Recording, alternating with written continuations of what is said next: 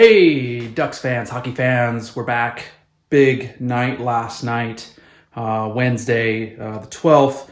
There were 6 games on tap that we watched, or I watched as much as I could. The big one being the Ducks and Kraken, of course, for me. But I wanted to get into this today and do a quick one just to kind of recap yesterday's games, kind of go over some stats, nothing too crazy. I'm not going to go deep into each game. And I wanted to talk about what's on tap today. See you in a second.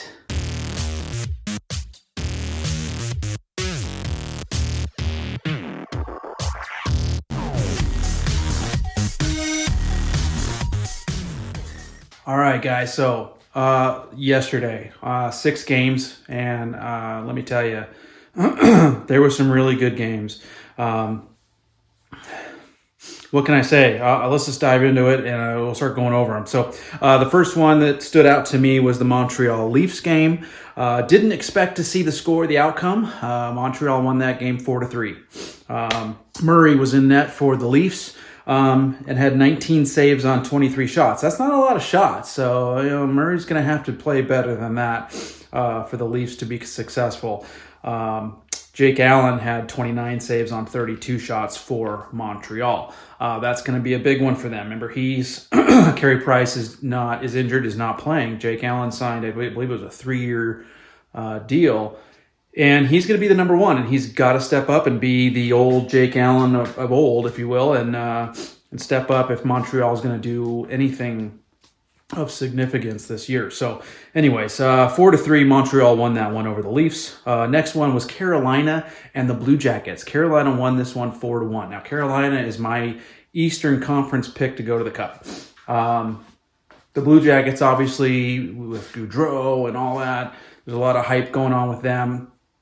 So I was watching that game. I was more impressed with Carolina, obviously. They were playing really well. There were moments where the Columbus Blue Jackets looked good. The biggest news out of that game is Patrick Laine. He did score the only goal Columbus had last night, but he injured his arm. I think it was in the second period, and he injured his arm. So hopefully it's nothing major for them. I know Johnny Gaudreau and Patrick Laine were on a line together, and those two were trying to create chemistry, and I think they already had some, but they were trying to become that top line, that scoring threat every night, day in and day out for them. But Laine got injured; his arm's injured, and we have yet to find out. I have not heard any news on how extreme of an injury it is. How long they expect him to be out. But arm injuries—that's a big deal when you're trying to shoot, pass, everything else. So we'll see what happens there. Carolina won that one 4-1. Just so you know, real quick, Freddie Anderson, former Duck goalie, he plays in Carolina now. He's a Carolina goaltender. Love Freddie Anderson. I've always liked Freddie Anderson. And he's just got problems staying healthy throughout the year. But what a great goaltender. He had the win. He had 31 saves on 32 shots. So go Freddie Anderson. Moving on, Boston and the Washington Capitals. Now, the Boston Bruins won that one 5-2. They looked pretty darn good. All their big guns scored. Even a former Duck, Hampus Lindholm, found the net.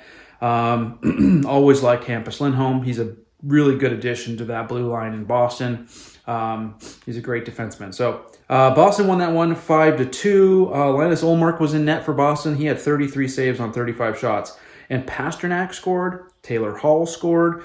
Patrice Bergeron scored. And Krejci scored. So really big deal. And I think it was Pasternak who had 4 points on that night. So big game to start the season for Boston. I'm on the fence about Boston and as far as where they're going to end up at the end of the season. Last night really proved me wrong in terms of, it's early, it's only one game, but the way they played, not what I was expecting to see from Boston Bruins, so hey, they do have the firepower. They just got to put it together, right? So they had a good game. The Caps, Darcy Kuemper made his regular season debut for the Caps. Not such a good debut. 25 saves on 29 shots. So anyways, moving on. Blackhawks and Avs. So the Stanley Cup champions, they raised their banner to the Raptors. And they ended up entertaining the Blackhawks last night and beat them 5-2. So 5-2 was the final score there. Peter Mrazek was in net for the Blackhawks. He had 30 saves on 35 shots. One notable thing is that the power play was clicking all over the NHL, actually. But in that game specifically, the Hawks, both goals they got were on the power play. They were 2 for 3 on the power play. And on the flip side of that, the Colorado Avalanche were 4 for 6 on the power play. That's pretty darn good. You got 4 power play goals. And Georgiev was in net. He barely had to do much. He only faced 17 shots. He let 2 bucks. So he had 15 saves on 17 shots. Avs got the win. Next one, big one, Oilers and Vancouver. Now, if you watch this game, I know a lot of you Canadians have, of course. Man, Vancouver fans, you guys must have been stoked. I know I would have been.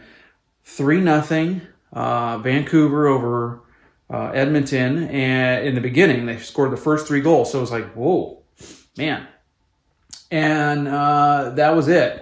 And then the Edmonton Oilers just started coming on. It was almost like they flipped a switch, and off they took. Darnell Nurse, Leon Draisaitl had goals. Draisaitl had a sweet feed to Darnell Nurse, and he one-timed it in. It was a beautiful game. And then Connor McDavid, of course, this guy's amazing. Everybody knows that he's fast. You can't. There's nothing negative about Connor McDavid's game. There's just not. He had 2 great goals, and then it was really nice to see, actually, Evander Kane on an empty net decided to pass it back to Connor McDavid so he can get the hat trick. So Connor McDavid, thank you, Evander Kane. I'm sure he thanked him on that one. Got the hat trick because his third goal was an empty netter. But what a game for them. Jack Campbell was in net for the Oilers, of course. He had 33 saves on 36 shots.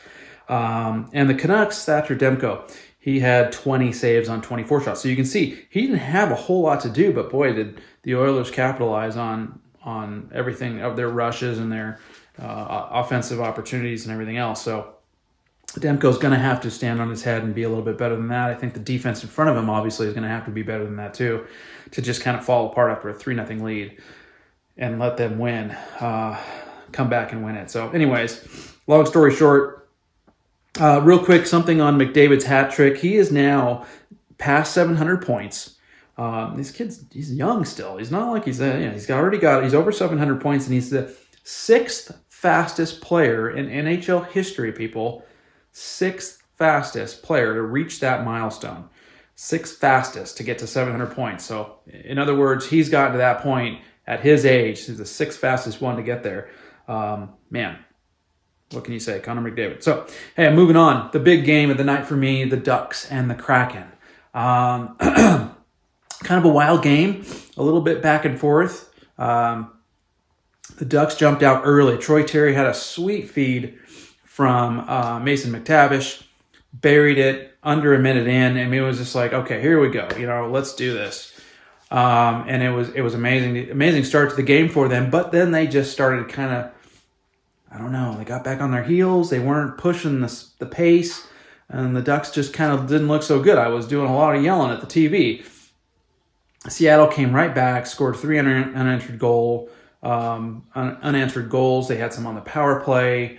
Our penalty killing was not good at all. The Ducks need to shore that up if they're going to be successful. They had a couple of power play goals, Seattle did, and I don't know. It was 3-1 at one point, Seattle, and I was like, Jesus, yelling at the TV and asking the team to please start playing some good hockey. Come on, guys, let's go. So. Towards the end of the second, Ducks got another goal, made it 3-2, and then I think in the third period, the start of the third period, Seattle scored another goal, so they got their 4th goal in the third. Now that made it 4-2 Seattle. So here we are in the third. You're down 2 goals. The 2-goal lead is the worst lead to have in the NHL, right? We've all heard that before, and that's what I was hoping. I was hoping that lead was going to be the worst lead in the NHL, and it was. The Ducks really started to crank it up and find their game, started putting more shots on goal. By the way, they were horribly outshot by Seattle. Horribly outshot. 48 shots on goal. Okay? Hello, Ducks. You cannot allow 48 shots on goal. Okay? You guys have to clean that up. But Gibson stood on his head, kept him in the game the whole way through. He ended up making 44 saves on those 48 shots, but The Ducks came on in the third. People, you got to watch the highlights. Trevor Zegras, holy crap! I think it's unbelievable. That kid, he's done this before. He did it several times last year, where he gets down in that face-off circle on his weak side, I guess you would say. But he's on the right side facer. He's a left-handed shot, and he puts his stick up. He wants that pass. He got it, and we've seen this before last year. One time that into the net, tied the game. It was unbelievable.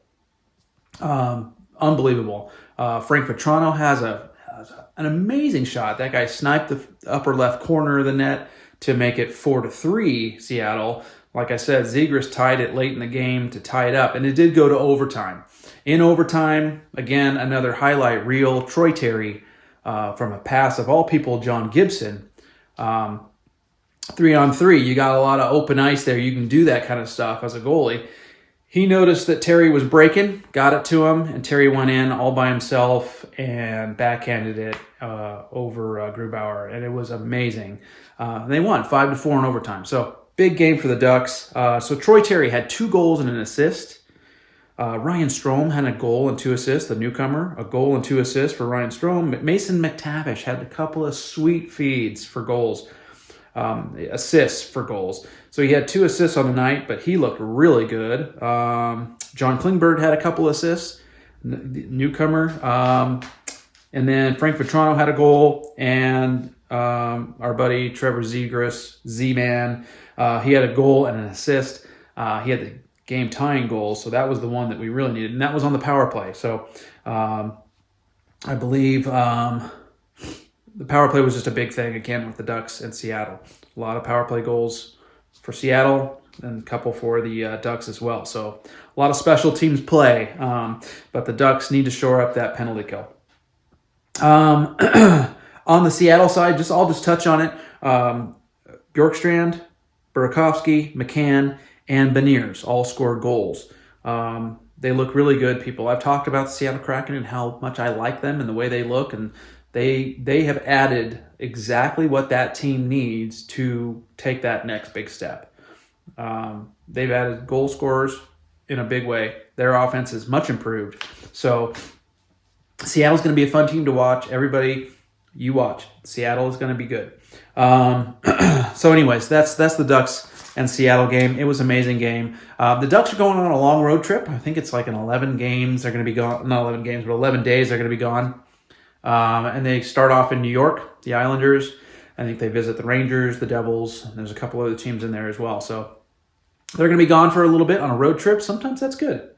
Teams get to know each other better and gel and start to kind of come together on those road trips. So hopefully that'll happen for the Ducks, and we'll continue to rack up some wins. Today is Thursday. Some games that are on tap today. I'm going to touch on them real quick, so you guys got to watch them. Ottawa and Buffalo. Okay, let's see what Ottawa can do, right? The New Jersey Devils and the Philadelphia Flyers are going to go at it. The Devils, poised to make a big step, right? They've got some new players, Palat.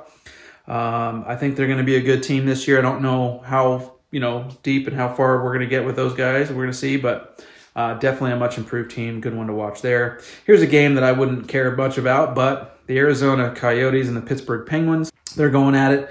The Caps, back-to-back, they played last night. They're playing Toronto, so the Caps in Toronto, Florida and New York, the Islanders. So Florida and the New York Islanders, Keith Tkachuk and the Panthers. We'll see what happens, right? First regular season game for Florida and Tkachuk. Off they go, right? I have a feeling they're gonna make a deep run this year in the playoffs. So New York Rangers and the Minnesota Wild. Now that's a good matchup, people. If you're gonna watch a game tonight, I would recommend the New York Rangers and the Minnesota Wild. That's going to be a good one. Another game on tap for today is the Dallas Stars and the Nashville Predators. The Predators are back from the EU, the European Union. They played over in Prague against the Sharks. They are back on home soil, taking on the Dallas Stars. Another one, Avs. They played last night, but they're playing again, back-to-back. They're taking on the Flames, but they're going up into Calgary to do it. Here we go, Flames. Okay, another one of those teams where new faces. I think they're going to have a really good year. So here we go, Flames. See what you can do. Chicago and the Vegas Golden Knights. Now, Chicago played last night. They lost to the Avs. here they are, back to back. They're in Vegas today to take on the Golden Knights. Should be an easy one for the Golden Knights. And then the last one, Seattle, who played the Ducks last night, are going back to back, and they're going to be up the freeway, if you will, and playing in LA at Crypto.com. So let's see what happens. Right, Kings need to get their first win. They lost to Vegas in their first game, but I have no doubt they will. A lot on tap today, even more games today than there were yesterday. So everybody get on there and watch. I love all the support. Please like and subscribe the video. I need subscribers and likes as much as you can, guys. Let's keep the channel going and growing. But thanks for watching. Thanks for the support. Like and subscribe. I will see you guys soon.